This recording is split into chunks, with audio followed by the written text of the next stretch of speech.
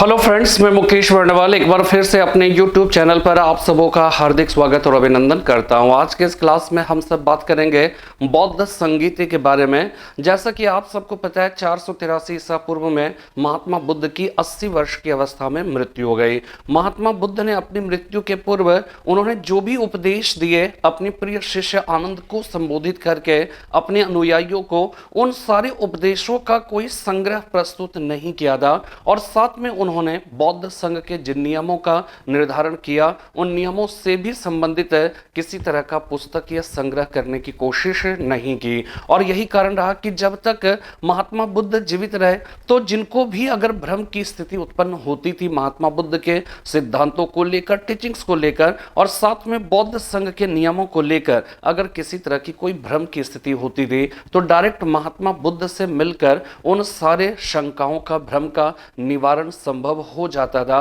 किंतु जब अब महात्मा बुद्ध की मृत्यु हो गई तो मृत्यु के बाद अगर इसी तरह की कोई शंका या भ्रम की स्थिति अगर किसी के पास रही तो फिर उसका समाधान कैसे हो पाएगा, इस बात की एक गंभीर संकट की स्थिति उत्पन्न हो गई। इसलिए महात्मा बुद्ध के दो प्रिय शिष्य आनंद और उपाली उन्होंने इस बात की गंभीरता को समझा। उन्हें यह लगा कि महात्मा बुद्ध जब तक थे तो इस तरह की किसी तरह के संग्रह की जरूरत नहीं थी, लेकिन जब वो है नहीं तो ऐसी स्थिति में वो उन्होंने जो भी सिद्धांतों का निर्धारण किया, साथ में उन्होंने जो टीचिंग्स दिए, बौद्ध संघ के जो नियम बनाए, उन सब का किसी ना किसी रूप में एक कलेक्शन, एक संकलन होना बहुत ही जरूरी है। और यही कारण रहा कि 483 ईसा पूर्व में जिस वर्ष महात्मा बुद्ध की डेथ हुई उसी वर्ष प्रथम बौद्ध संगीति का आयोजन वो राजगृह में किया गया। तो राजगृह में जो प्रथम बौद्ध संगीति हुई थी उस बौद्ध संगीति में कहा जाता है कि जो आनंद थे, जो महात्मा बुद्ध के प्रिय शिष्य थे,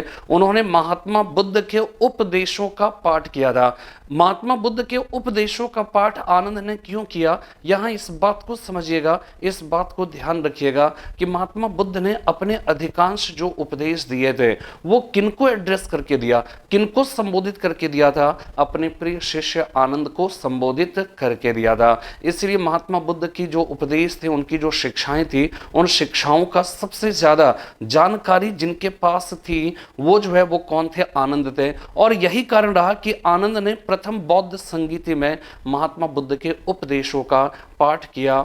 उसी का संकलन सुत्त पिटक में किया गया। यहां पे देखिए सुत्त पिटक की बात अगर करें तो ये ध्यान रखिएगा, जिस तरह से हिंदू धर्म में गीता, रामायण, महाभारत का महत्व है, ठीक है, उसी तरह से जैसे कि ईसाई धर्म में बाइबल का महत्व है, कुरान का महत्व इस्लाम धर्म में है, ठीक है, उसी तरह से अगर हम बौद्ध धर्म की बात करें तो बौद्ध धर्म में जो पुस्तक सबसे ज्यादा पवित्र स्थान रखता है वो त्रिपिटक है। त्रि मतलब तीन होता है, पिटक मतलब होता है टोकरी, पिटक मतलब टोकरी होता है, पिटक मतलब बास्केट होता है। और बास्केट का काम क्या होता है, वस्तुओं को कंटेन करना, ठीक है। हम किसी भी टोकरी में या किसी भी बक्से में हम क्या करते हैं, चीजों को कंटेन करते हैं, स्टोर करते हैं, ठीक है ना, स्टोर करते हैं, उसमें रखते हैं।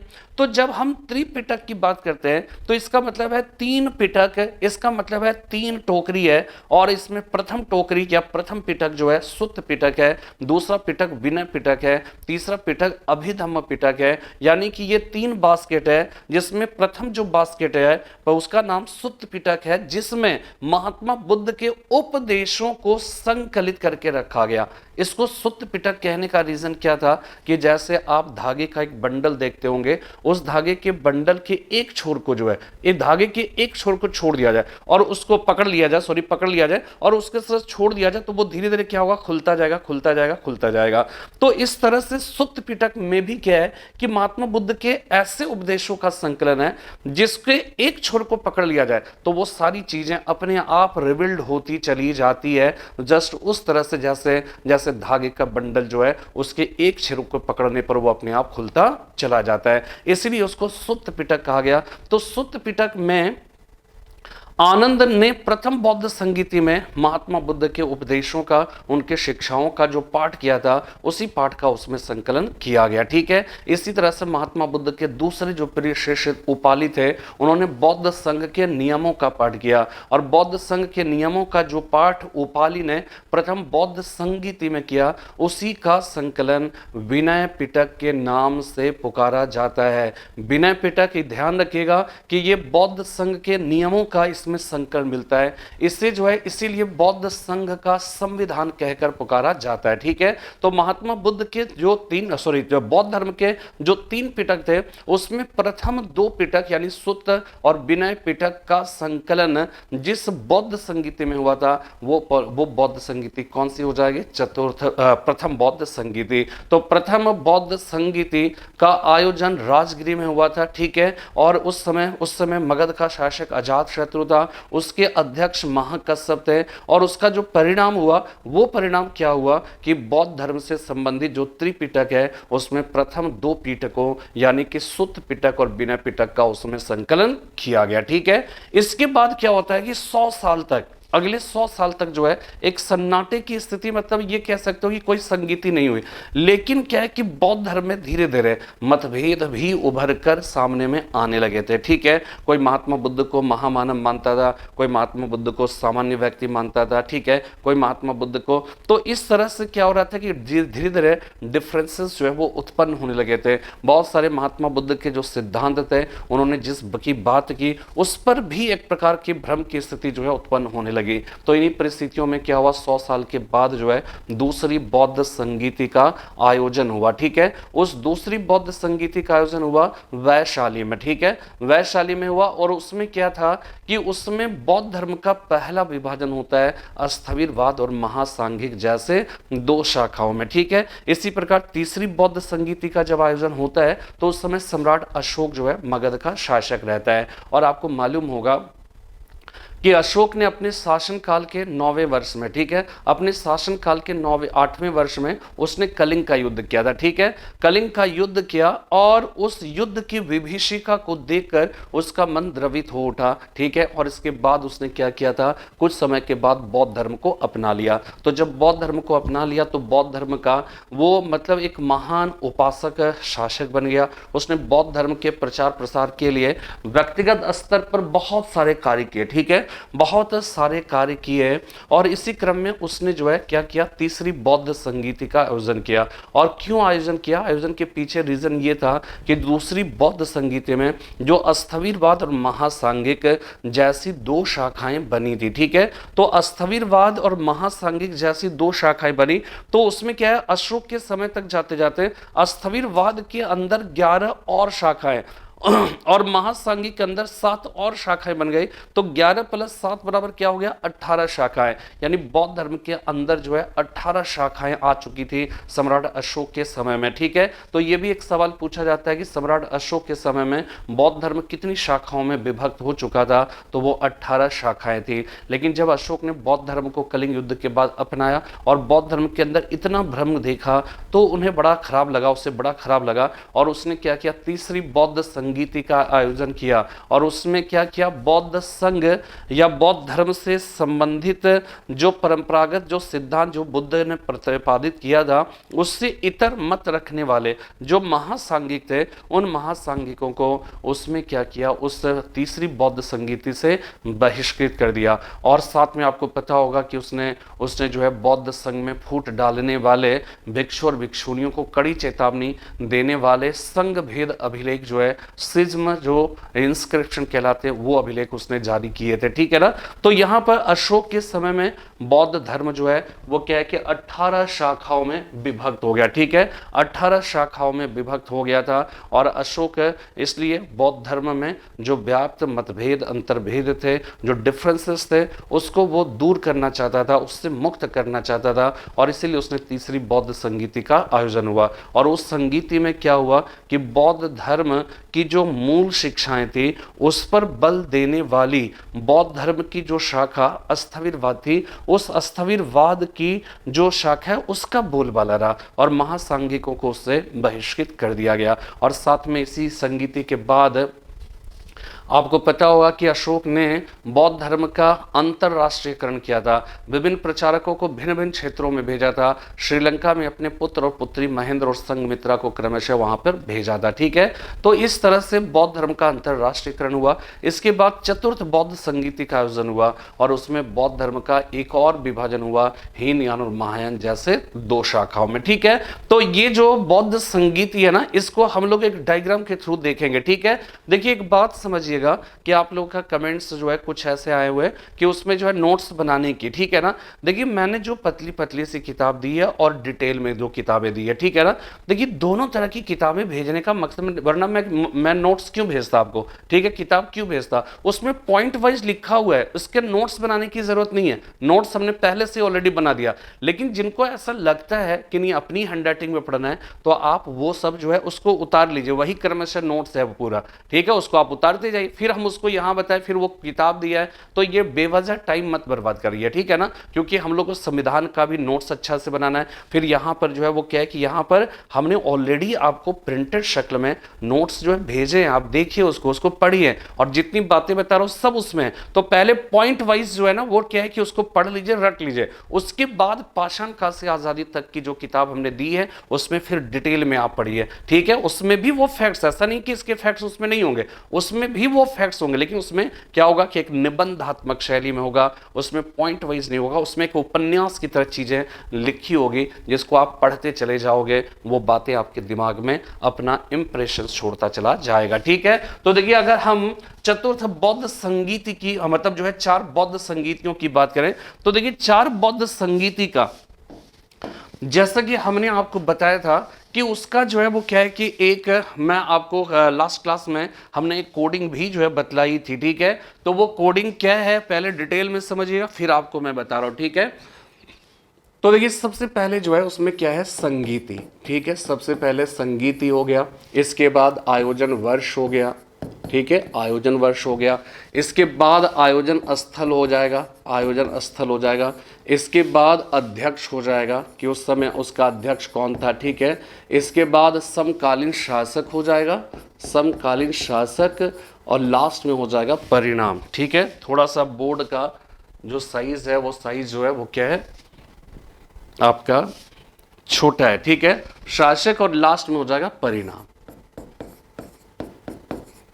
ठीक है, अब यहां पे देखिए कि ये जो है वो कौन सी संगीति है, पहली संगीति, फर्स्ट संगीति है, और ये कब हुआ था हमने आपको बताया था 483 ईसा पूर्व में। ठीक है, 483 बीसी में ये क्या हुआ था कि प्रथम बौद्ध संगीति का आयोजन हुआ था, और 483 ईसा पूर्व में, अब यहां पे समझिएगा कि इस प्रथम बौद्ध संगीति के संबंध में जो एक सवाल आए थे, वो सवाल ये आया था कि प्रथम बौद्ध संगीति का आयोजन कब हुआ था। महात्मा बुद्ध का पहला ऑप्शन दिया, महात्मा बुद्ध की मृत्यु के वर्ष, महात्मा बुद्ध की मृत्यु के 50 वर्ष बाद, महात्मा बुद्ध की मृत्यु के 100 वर्ष बाद। इसके संबंध में कुछ भी स्पष्ट नहीं है, तो ध्यान रखिएगा जिस वर्ष महात्मा बुद्ध की डेथ हुई उसी वर्ष प्रथम बौद्ध संगीति का आयोजन किया गया, और इसका आयोजन कहां पे हुआ था, राजगृह में। ठीक है, इसका आयोजन हुआ था राजगृह में, सप्तपर्णी गुफा में। ठीक है, सप्तपर्णी गुफा राजगृह में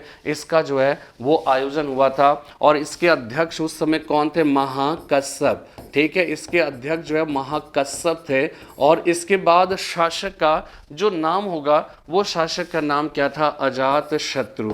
ठीक है, अजात शत्रु हो जाएगा, और इसमें क्या हुआ, पिटक का, 2 पिटकों का संकलन हुआ। ठीक है, और वो 2 पिटक कौन कौन सा हो जाएगा, सुत्त पिटक है।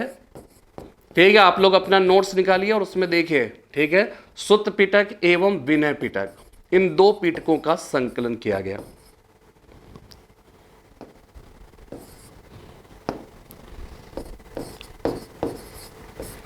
ठीक है, सुत्त पिटक और विनय पिटक का संकलन किया गया। तो इस तरह से क्या हुआ, प्रथम बौद्ध संगीति का आयोजन हुआ 483 ईसा पूर्व अर्थात जिस वर्ष महात्मा बुद्ध की डेथ हुई, स्थल हो गया राजगिरी हो गया, अध्यक्ष महाकश्यप हो गया, शासक अजात शत्रु, और परिणाम इसका क्या था, 2 पीटकों का संकलन हुआ।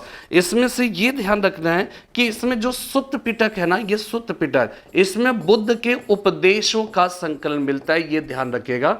जबकि विनय पिटक में बौद्ध संघ के नियमों का, ठीक है, इसमें बौद्ध संघ के नियमों का संकलन मिलता है। तो ये बहुत ही इंपॉर्टेंट हो जाएगा, इसको याद रखिएगा, ठीक है। देखिए ये ध्यान रखिएगा, बहुत आज का जो ट्रेंड है ना, उस आज के ट्रेंड में बहुत मतलब फैक्ट्स एकदम डेप्थ में जाकर पढ़ने की जरूरत नहीं है, ठीक है। उतना मेन जो है वो क्या है, कॉन्सेप्ट को समझिए, और फैक्ट्स जो कह सकते हैं कि सामान्य तौर पे है, ठीक है, कुछ एक ऐसे फैक्ट्स आते हैं, लेकिन ओवरऑल आपको सामान्य जो फैक्ट्स है उस तथ्य को याद रखना चाहिए और याद रखना पड़ेगा, ठीक है। वो सारे तथ्य हम बता रहे हैं, फिर अभी कॉन्सेप्ट बताऊंगा मैं चाह रहा हूं कि पहले तथ्य वाली जो चीजें हैं वो चीजें हम पूरी कर लें, इसके बाद फिर हम इसके कॉन्सेप्ट के बारे में, महात्मा बुद्ध के जो टीचिंग्स हैं, बौद्ध संघ के संबंध में जो कॉन्सेप्ट है, बौद्ध धर्म क्यों सफल रहा, क्यों असफल रहा। हालांकि ये सब मुख्य परीक्षा का विषय है, लेकिन क्या हो रहा है, चूंकि प्रीलिम्स में भी जो है सीसेट जब से लागू हुआ है, कॉन्सेप्चुअल प्रश्न जो है उसके परसेंटेज जो है वो बढ़ गए, तो ऐसी स्थिति में आपको प्रीलिम्स के दौरान ही कॉन्सेप्ट को तो आपको समझना ही पड़ेगा, ठीक है। तो इस वजह से हम दोनों अप्रोच को साथ में लेकर चल रहे हैं, ताकि फैक्ट्स में भी कोई दिक्कत ना हो और साथ में कॉन्सेप्ट में भी किसी तरह की दिक्कतें ना आए, ठीक है। तो ये बात आप समझ में आ गई ना। अब चलिए देखते हैं हम लोग दूसरा, ठीक है। दूसरी संगीति समझिए कि यहां पे ये दूसरी संगीति, और कब हुआ, 100 साल के बाद, ध्यान रखिएगा, ठीक, 100 साल के बाद दूसरी संगीति का आयोजन हुआ, ठीक है। दूसरी संगीति का आयोजन हुआ ठीक 100 साल के बाद हुआ, ठीक है ना, 100 साल के बाद। अब यहां पे देखिए कि ये कहां पे हुआ था, वैशाली में, ठीक है, ये याद रखिएगा, वैशाली में इसका आयोजन हुआ था। और इस समय इसके अध्यक्ष जो है वो कौन थे, साबक मीर या सर्वकामी, ठीक है, साबक मीर या सर्वकामी इसके अध्यक्ष थे, ठीक है। और शासक जो है वो कौन हो जाएगा, शासक का नाम है कालाशोक, ठीक है। इस समय समकालीन शासक का नाम हो जाएगा कालाशोक हो जाएगा। और इस संगीति में क्या हुआ, हमने आपको बताया कि ये 483 से 383 के बीच के 100 सालों में, ये जो 100 साल का जो अंतर दिख रहा है ना, 100 ईयर्स का, इस 100 ईयर्स में बहुत सारे कन्फ्लिक्ट जो है वो क्या है कि बौद्ध धर्म में आने लगे। क्योंकि देखिए क्या है कि जब महात्मा बुद्ध रहे नहीं, तो कोई भी जो उसके फॉलोवर होते हैं ना, वह किसी भी धर्म के फॉलोवर, वो अपने जो भी उस धर्म के प्रतिपादक होते हैं उनके प्रतीक के बारे में या प्रतीकों की पूजा, वो खुद है नहीं, तब खुद है नहीं तो वो किनको, जब भी धर्म आप मानते हो तो ईश्वर होना चाहिए सामान्य तौर पे। हालांकि महात्मा बुद्ध ने ईश्वर के संबंध में कुछ नहीं कहा और जैन धर्म ईश्वर को मानता ही नहीं है, ठीक है ना। लेकिन क्या होता है कि जब फॉलोवर होते हैं ना, वो फॉलोवर क्या होता है कि धर्म से रिलेटेड जो अपनी भावनाएं हैं, उन भावनाओं को तुष्ट करने के लिए उनको किसी ना किसी रूप में एक कह सकते हैं कि अपने धर्म के प्रवर्तक का रूप चाहिए होता है, उनकी मूर्ति चाहिए होता है, या उनको भगवान के रूप में देखने की उनकी एक स्वाभाविक अभिलाषा का जन्म होता है। तो ये सारी चीजें वहां पे हो रही थी, लेकिन महात्मा बुद्ध ईश्वर की बात तो करते नहीं थे। साथ में जो है महात्मा बुद्ध जो महात्मा बुद्ध अपने ही जीवन से जुड़ी घटनाओं के अपने अनुयायियों के द्वारा पूजे जाने की बात तो करते नहीं थे, ठीक है। तो इसमें कुछ डिफरेंसेस जो है आपस में क्रिएट होने लगा, और इसी के परिणाम स्वरूप क्या हुआ कि जब दूसरी बौद्ध संगीति का आयोजन हुआ तो इसका जो परिणाम था, ठीक है ना, ये ध्यान रखिएगा कि इसका जो परिणाम था दूसरी बौद्ध संगीति का, उसमें क्या हुआ कि बौद्ध धर्म जो है वो अस्थविरवाद तथा महासांघिक जैसे 2 शाखाओं में विभक्त हो गया, ठीक है। अस्थविरवाद तथा महासंघ, आप लोग किताब जो है ना, पतली वाली किताब निकाल के और देखते जाइए, सब देख रहा होगा, ठीक है, सब देख रहा होगा। सबको आप जो है वो कहे कि एक जो हाइलाइटर मार्कर होता है ना, उससे आप करते हैं, ऐसे हमने बोल्ड किया हुआ है, लेकिन आप हाइलाइटर मार्कर से बोल्ड भी करते जाइए, सुनते जाइए, बोल्ड करते जाइए, और वो उतना आपको एकदम रट लेना है, ठीक है, वो किसी भी हाल में उसको रट लेना है, ठीक है। और यहां पे अब देखिए क्या है कि अस्थविरवाद तथा महासांघिक जैसे से दो शाखाओं में क्या हुआ कि बौद्ध धर्म का विभाजन हो गया। ठीक है, और ये ध्यान रखिएगा इसमें जो अस्थविरवाद है ना, ये अस्थविरवाद जो है वो महात्मा बुद्ध की मूल शिक्षाओं पर बल देता था, जबकि महासांघिक जो है उसमें परिवर्तन चाहता था, कुछ थोड़ा सा वक्त के हिसाब से उसमें चेंजेस चाहते थे। तो अस्थविरवाद एक तरह कह सकते हो कि ये बौद्ध धर्म की रूढ़िवादी शाखा थी और ये थोड़ा प्रोग्रेसिव था, ये बदलते वक्त के हिसाब से अपने में बदलाव लाना चाहता था। तो इस तरह से बौद्ध धर्म का दो शाखाओं में विभाजन हुआ। ठीक है, दो शाखाओं में विभाजन हुआ। ठीक है, इसके बाद क्या हो जाएगा, तीसरी बौद्ध संगीति, मैं यहीं पे आपको बता रहा हूं। ठीक है, अब देखिए तीसरी बौद्ध संगीति का आयोजन हुआ। हमने आपको बताया था तीसरी संगीति ये कब हुआ, 251 या 253 बीसी। ठीक है, 251 या 253 बीसी, कहीं 249 कहीं 250 मिलेगा। ठीक है, तो इसके लिए बहुत ज़्यादा परेशान होने की ज़रूरत नहीं है, 249 से लेकर 253 के बीच कुछ भी हो सकता है। तो तीसरी बौद्ध संगीति हो गया। इसके बाद इसका आयोजन कहाँ पे हुआ था, पाटलिपुत्र। ठीक है, पाटलिपुत्र हुआ था। और ध्यान ये रखेगा कि पाटलिपुत्र का प्राचीन नाम कुसुमपुर था। ठीक है, पाटलिपुत्र का प्राचीन नाम कुसुमपुर। पाटलिपुत्र को यूनानियों ने पालिम्ब्रोथा कहा था। ठीक है, तो देखिए ध्यान रखिएगा, पाटलिपुत्र का प्राचीन नाम कुसुमपुर हो गया, दिल्ली का योगिनीपुर, पेशावर का पुरुषपुर हो गया। ठीक है, दिल्ली का योगिनीपुर हो गया और पाटलिपुत्र का कुसुमपुर, ये ध्यान रखिएगा। ठीक है, इसके बाद पाटलिपुत्र में आयोजन हुआ और इसके अध्यक्ष जो है राव है मासामोम, इसके अध्यक्ष का नाम था मोगली। ठीक है, मोगलीपुत्र। ठीक है, मोगलीपुत्र इसके अध्यक्ष का नाम था। इसके बाद इसके समकालीन जो शासक है उस शासक का नाम जो है वो क्या था, अशोक था। और इस संगीति में क्या हुआ कि तीसरा जो पिटक है, ठीक है, पहले इस बात को और समझ लीजिए कि इस संगीति तक जाते जाते, जैसे अशोक है ना, हमने आपको बताया तीसरी बौद्ध संगीति में दूसरी बौद्ध संगीति में अस्थविरवाद और महासांघिक जैसे दो शाखाओं में बौद्ध धर्म का विभाजन हो गया। ठीक है, तो दो शाखाओं में बौद्ध धर्म का विभाजन हो गया, लेकिन तीसरी संगीति तक जाते जाते अस्थविरवाद शाखा के अंतर्गत यानी कि और भी विवाद गहरे होते गए और अस्थविरवाद शाखा के अंतर्गत 11 शाखाएं और महासांघिक के अंतर्गत 7 और शाखाएं आ गई। और इसलिए अशोक के समय तक जाते जाते बौद्ध धर्म जो है वो कितनी शाखाओं में बट गया था, 18 शाखाओं में विभक्त हो गया था। पहले जब सिविल में जब ऑप्शनल वगैरह होता था, ठीक है ना, तो उसमें बहुत सारे छोटे छोटे सवाल भी आते थे। ठीक है, लेकिन अब उतना महत्व उन तथ्यों का नहीं रह गया। और वो सवाल क्या रहते थे, जैसे 11 शाखाएं अस्थविरवादी और महासांघिक 7 शाखाएं है ना, तो इसमें जो अस्थविरवाद की 11 शाखाएं हैं उसमें हेमवंत, पुद्गलवादी, ठीक है, बहुश्रुतिया, चैतकिया, ठीक है, इस तरह के रहते थे। इसके बाद इसमें जो है 7 शाखाएं, तो वो 7 शाखाएं कौन कौन सी थी, वो 11 शाखाएं कौन कौन सी थी, किताब में सब दिया हुआ। ठीक है ना, तो उसमें क्या होता था कि 3 शाखाएं इधर से दे दिया, महासांघिक की 1 शाखा दे दी, और ये पूछा गया कि इसमें कौन किसका संबंध अस्थविरवाद से नहीं था। ठीक है, यह भी पूछा गया। अब उसी में अस्थविरवाद के अंदर बहुश्रुतियां, पूर्वी शैल, उत्तरी शैल, ठीक है ना, पूर्वी शैल, उत्तरी शैल 11 शाखाओं में से कुछ शाखाएं थी। तो उसमें क्या था कि उसमें यह सवाल पूछ दिया गया कि पूर्वी शैल का संबंध किस धर्म से है।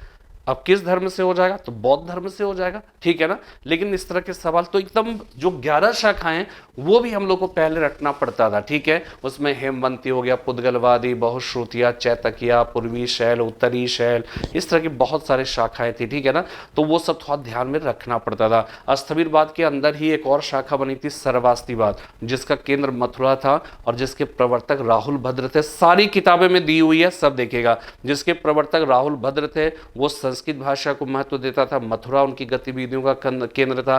तो ये सारी जो चीजें हैं आपको थोड़ा सा ध्यान में रख लेना है। ठीक है ना, तो यहां पे देखिए 18 शाखाओं में, यानी कि सम्राट अशोक ने कलिंग युद्ध के बाद बौद्ध धर्म को अपना तो लिया, ठीक है ना, लेकिन बौद्ध धर्म के अंदर अब आप सोचो 18 शाखाएं शाखाओं में अशोक के समय में बौद्ध धर्म विभक्त हो चुका था। तो इसने बौद्ध धर्म को एडॉप्ट तो कर लिया, लेकिन इसको बड़ा दुख हुआ कि उसने जिस धर्म को अपनाया इतनी शाखाओं में विभक्त हुआ है, इतने मतभेद है इसमें। इसलिए अशोक ने अपनी तरफ से कोशिश की कि इन मतभेदों को, इन जो है मतलब कह सकते हैं कि जो वैचारिक जो वैभिन्नता की स्थिति है उसको दूर किया जा सके।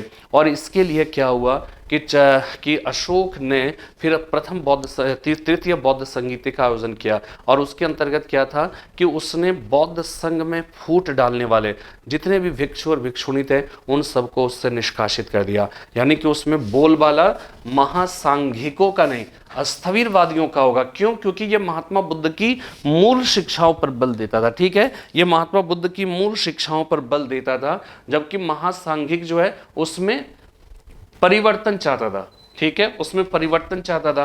तो अशोक ने क्या किया, मूल शिक्षाओं पर जो बल देता, उसका यह सोचना था कि महात्मा बुद्ध ने जो भी उपदेश दिए हैं हमें उन उपदेशों का अक्षरशः पालन करना चाहिए, उसमें किसी तरह का बहुत ज्यादा फेरबदल नहीं करना चाहिए। ये बात जो है वो क्या है कि सम्राट अशोक सोचता था। इसीलिए क्या है कि अशोक के समय में ये ध्यान रखिएगा कि अशोक के समय में कौन सी संगीति, तीसरी संगीति, तो इसमें बोलबाला बौद्ध धर्म की कौन सी शाखा की रहेगी, तो ध्यान रखिएगा स्थविरवादी शाखा का। ठीक है, इसलिए एक सवाल आ सकता है कि तीसरी बौद्ध संगीति में बौद्ध धर्म की कौन सी शाखा का बोलबाला रहा, तो वो क्या हो जाएगा, स्थविरवाद। अब एक और सवाल आता है कि अशोक कौन से धर्म का उपासक था, बौद्ध धर्म, लेकिन बौद्ध धर्म में कौन से धर्म का। देखिए एक बात ध्यान रखिएगा कि कलिंग युद्ध के बाद उसने बौद्ध धर्म अपनाया, तो एक सवाल इससे भी बनता है कि अशोक ने कलिंग युद्ध के पहले कौन से धर्म को अपनाया था, तो उसका धर्म जो था वो शैव धर्म था। और वो कैसे पता चलता है, तो ये कलहण की राज तरंगिणी जो कश्मीर के राजाओं के इतिहास से संबंधित है, उसमें इस बात का उल्लेख मिलता है कि अशोक ने बौद्ध धर्म को ग्रहण करने के पूर्व वो क्या है कि शैव धर्म का उपासक था, वो शैविज्म था। ठीक है, ये सवाल पूछा जा चुका है। तो तीसरी बौद्ध संगीति में सम्राट अशोक जो है उसने क्या है कि उसका आयोजन किया, उसमें स्थविरवाद का बोलबाला था। ठीक है, इसलिए अशोक कौन से धर्म को अपनाया, बौद्ध धर्म को। लेकिन सवाल यह आएगा बौद्ध धर्म की कौन सी शाखा, तो उसमें हीनयान महायान नहीं होगा।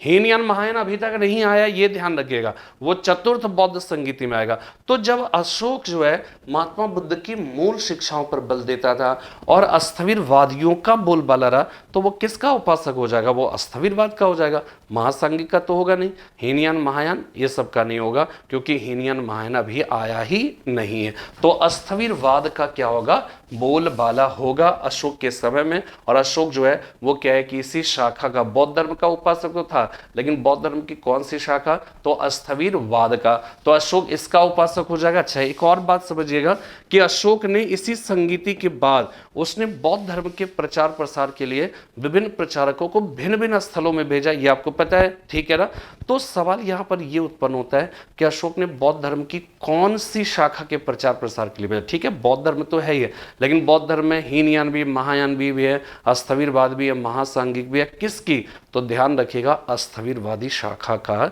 जो कि महात्मा बुद्ध की मूल शिक्षाओं पर बल देता था। अशोक उसका उपासक था। इसलिए अशोक ने जब बौद्ध धर्म का अंतर्राष्ट्रीयकरण हुआ किया, जब उसने भिन्न भिन्न क्षेत्रों में बौद्ध धर्म के प्रचार प्रसार के लिए प्रचारकों को भेजा, तो बौद्ध धर्म की कौन सी शाखा लेकर, तो ध्यान रखिएगा स्थविरवादी शाखा को लेकर। ठीक है, तो ये अपने आप में इंपॉर्टेंट हो जाएगा।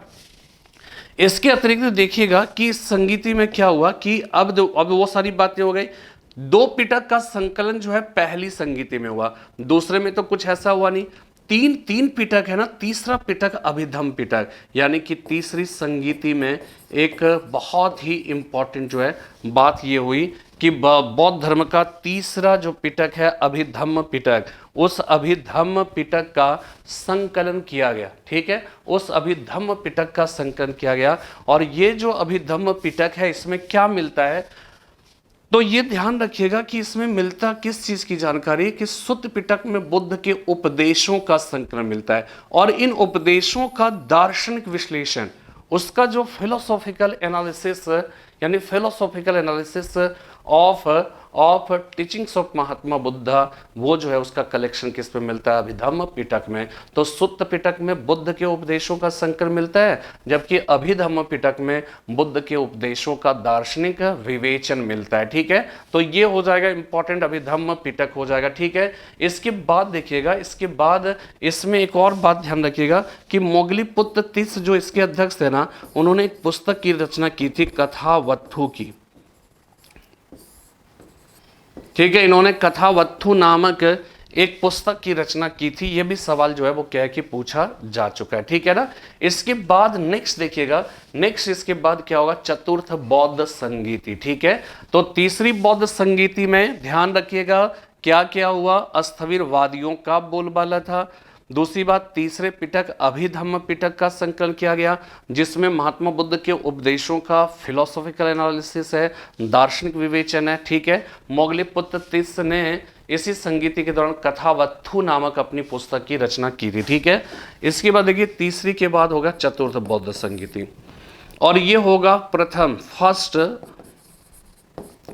फर्स्ट सेंचुरी एडी हो जाएगा। ठीक है, प्रथम शताब्दी ईस्वी, और इसके जो है कह सकते हैं इसका आयोजन स्थल क्या हो जाएगा? रावैपाक का। ठीक है, कुंडलवन कश्मीर।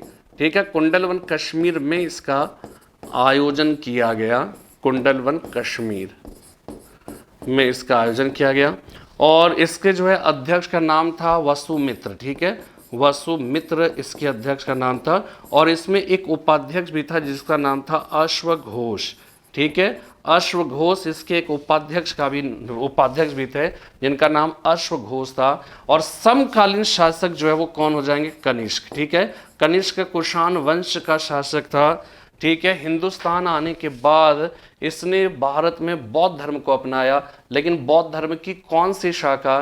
तो बौद्ध धर्म के महायान शाखा को अपनाया।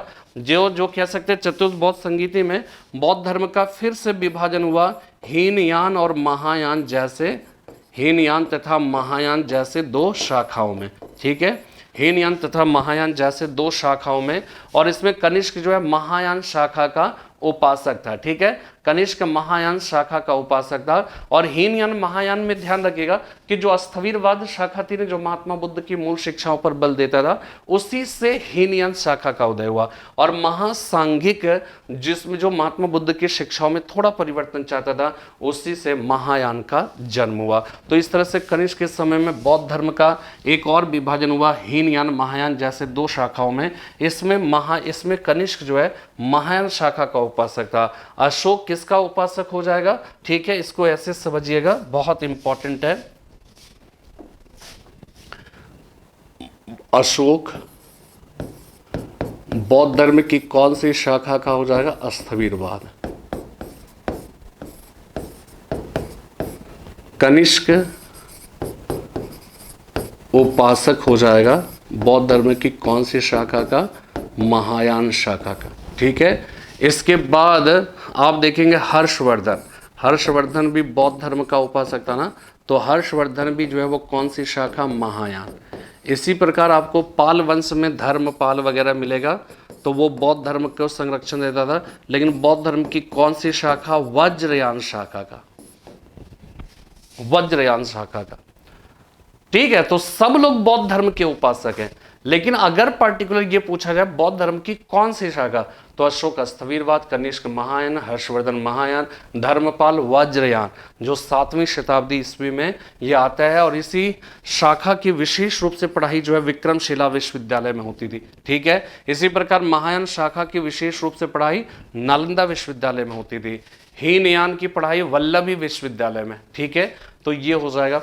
तो यहाँ पर जो है वो क्या है कि बौद्ध धर्म, हीनयान, महायान, और एक दो बातें ध्यान रखिएगा कि इसमें जो वसुमित्र थे ना, वसुमित्र ने एक पुस्तक की रचना की थी, विभाष शास्त्र। ठीक है, विभाष शास्त्र, इसे बौद्ध धर्म का विश्वकोश कहा जाता है। ठीक है, इंसाइक्लोपीडिया ऑफ बुद्धिज्म, बौद्ध धर्म का विश्व कोश कहा जाता है। किसको? विभाष शास्त्र को। ठीक है। और अश्वघोष ये जो है वो क्या थे? उपाध्यक्ष थे।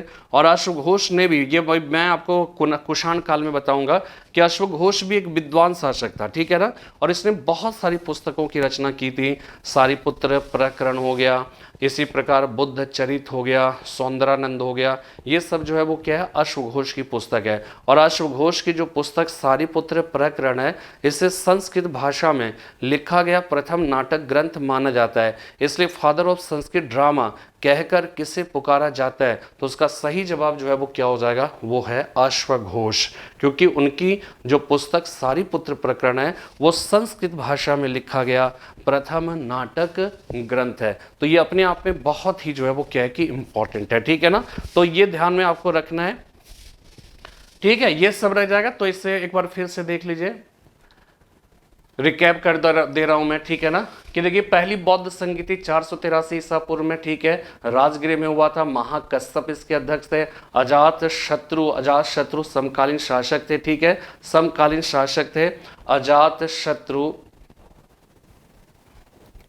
ठीक है, अजात शत्रु समकालीन शासक थे। इसके बाद जो है इसका परिणाम क्या हुआ? 3 जो पिटक थे, प्रथम 2 पिटक यानी सुत्त पिटक और बिना पिटक का संकलन। ठीक है। दूसरा हो गया 383 ईसा पूर्व में, 100 साल के बाद। और स्थल क्या हो जाएगा? आयोजन स्थल वैशाली। और अध्यक्ष है सावक मीर या सर्वकामी। इसके बाद समकालीन शासक है कालाशोक।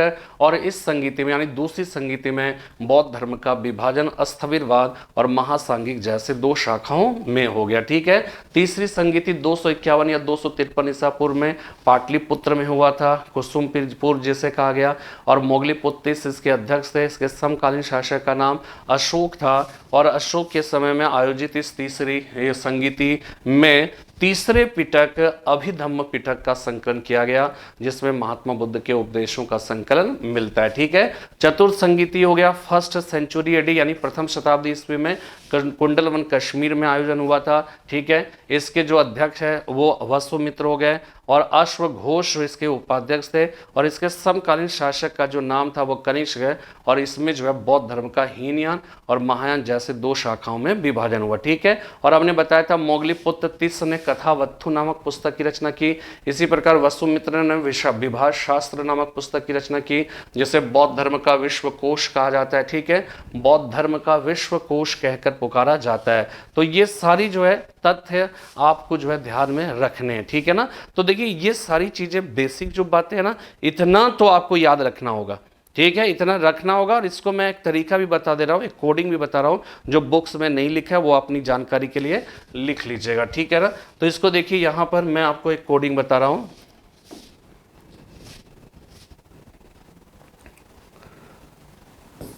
अ का अक रा वै पाक मा सा मोव। ठीक है। इसके बाद पिटक पिटक विभाजन पिटक विभाजन पिटक विभाजन पिटक विभाजन। और ये बात जो होगी, ये पहली संगीति का, दूसरी, तीसरी, चौथी संगीति। ठीक है, ये ध्यान रखिएगा। तो इसका कोडिंग हो जाएगा, ये आ का अक रा वे पाक मा सा मोव पिटक विभाजन पिटक विभाजन। ठीक है। आ से अजात शत्रु, दूसरा कालाशोक। पहली संगीत समझ, अजात शत्रु के समय में राजगृह में हुआ था। महाकश्यप अध्यक्ष है पिटक। ठीक है। पिटक जो है वो क्या है? पिटक है, यानी कि प्रथम 2 पिटकों का संकलन हुआ। दूसरा कालाशोक के समय में वैशाली में सावक मीर या सर्वकामी अध्यक्ष थे। और उसमें विभाजन, पहला विभाजन हुआ स्थविरवाद और महासांगिक जैसे 2 शाखाओं में। ठीक है। इसके बाद हो जाएगा इसके बाद तीसरी संगीति में क्या है? तीसरी संगीति अशोक के समय में पाटलिपुत्र में मोगलीपुत्र तीस इसके अध्यक्ष थे, ठीक है। और इसमें फिर पिटक का संकलन हुआ, तीसरा पिटक हो जाएगा, ठीक है। तीसरे पिटक का संकलन हुआ। इसके बाद चतुर्थ बौद्ध संगीति हो गया, कनिष्क के समय में कश्मीर कुंडल वन में हुआ, वसुमित्र इसके अध्यक्ष थे और इसमें बौद्ध धर्म का विभाजन हीनयान और महायान जैसे दो शाखाओं में हुआ। तो अ का अक, रा वै पाक, मा सा मोव, पिटक विभाजन, पिटक विभाजन, अ का अक, रावे पाक, मस्सा मोव, पिटक विभाजन, पिटक विभाजन, पिटक विभाजन हो गया।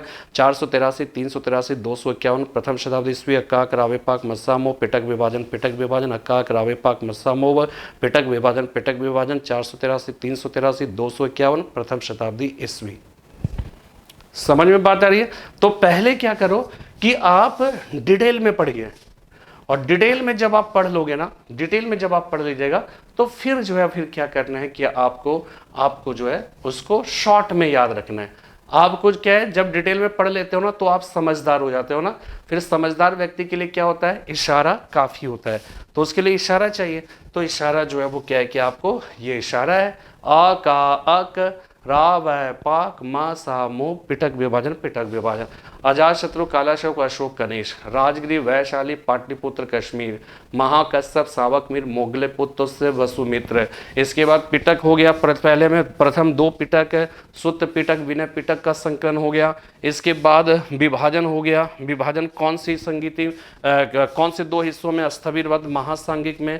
और पिटक हो जाएगा, तीसरा पिटक हो जाएगा अभिधम्म पिटक। और चौथे में फिर से विभाजन हुआ हीनयान और महायान जैसे दो शाखाओं में, ठीक है।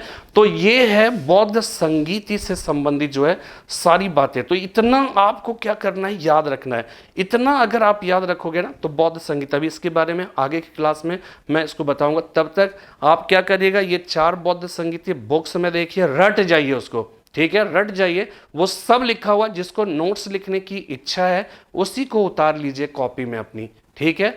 तो और मैंने इसीलिए बताया समय से बचने। अब इसको लिखने की जरूरत क्या है? इसको आप किताब में दिया और रट डालिए उसको, वही नोट्स है, उसको आप फिर से लिख लीजिए। तो लिखने की इच्छा है लिख लीजिए उसको। और जब पतली वाली किताब उतना अगर आप पढ़ लोगे, जब कॉन्सेप्ट क्लियर हो जाएगा, फैक्ट्स रट, फिर आप मोटी वाली किताब पढ़िएगा, ठीक है। तो वो टेक्स्ट बुक हो जाएगा, वहाँ पे आपको उपन्यास की तरह चीज़ें मिलेगी निबंधात्मक शैली में। तो फिलहाल आज इतना ही, फिर कल हम लोग संगीति के बारे में और बात करेंगे, और इसके बाद इसके जो तथ्य खत्म हो जाएगा तो हम महात्मा बुद्ध के टीचिंग्स के बारे में बात करेंगे।